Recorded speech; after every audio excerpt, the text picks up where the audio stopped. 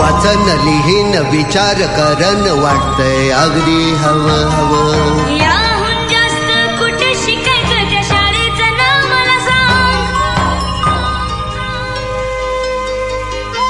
शाळेत येते धमाल नुसती रोज रोज कळतंय नवं नवं. वाचन लिहीन विचार करन वाटतंय अगदी हवं हवं. याहून जास्त कुठे शिकायचं त्या शाळेचं नाव मला सांग. एक सकाराम नावाचा टोपीवाला रोज टोप्या विकायचा. तो असंच एके दिवशी गावोगावी टोप्या विकत होता. तो खूप थकला होता. सकाराम एक रस्त्यावर चालला होता. तो थकला आणि झाडाखाली जाऊन झोपला. त्याला माकडे पाहत होती. तो उठून पाहतोय तर काय, पेटीतल्या टोप्या घेऊन माकडं डोक्यावर घातले. सकारामला योग्य सूचना म्हणून त्याने आपल्या डोक्यावरची टोपी खाली फेकली व सर्व माकडांनीही खाली टोपी फेकली.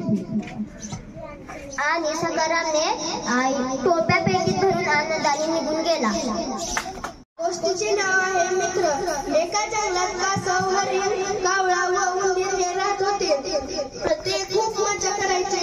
खूप एकमेकांना साथीचे गुण अडचणीत असले तर ते त्यांची मदत करायचे. एके दिवशी हरिण, कावळा, उंदीर हे तिघे बसले होते. ते विचार करत होते की अजून कासव कस काय आहे.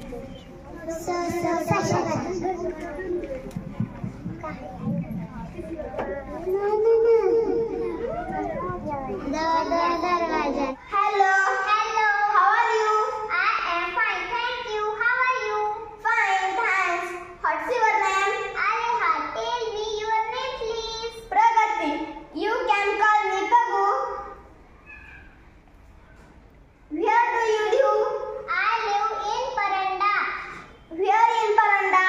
In Murad Galli. Bye bye. Have a nice day. Bye. See you. Have a nice day. Thank you.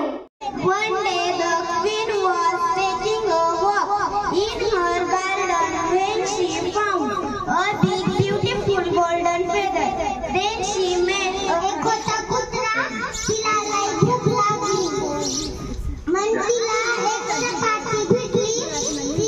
ती नदीकडे गेला आणि तिला तिची परछाई भेटली आणि तिला अजून तिला तिची परछाई चपाती भेटली.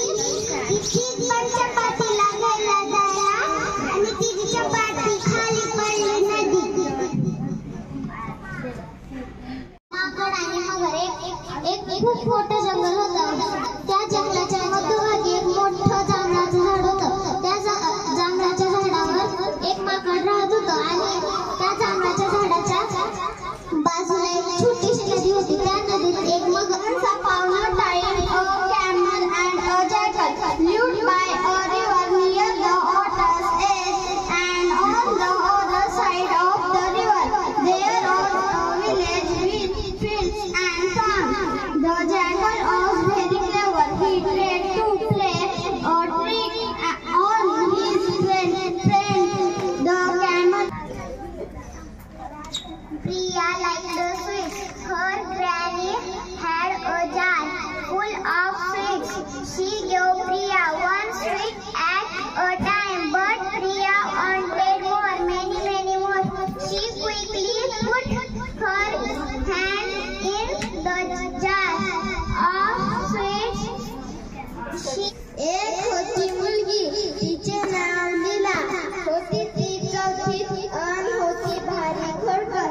लोकांना त्रास द्यावा असे तिला नाही वाटायचे, पण तिला खोड्या खाण्याची भारी हौस. स्वतःच्या मनात येईल ते करायची. तिला इच्छा असायची त्यासाठी मजेशीररित्या शोधायची. तिचे घर होते गावाच्या एका टोकाला. तिच्या घराच्या मागील गावराच्या बाजूला थोडेसे चालत गेलेली नदी होती.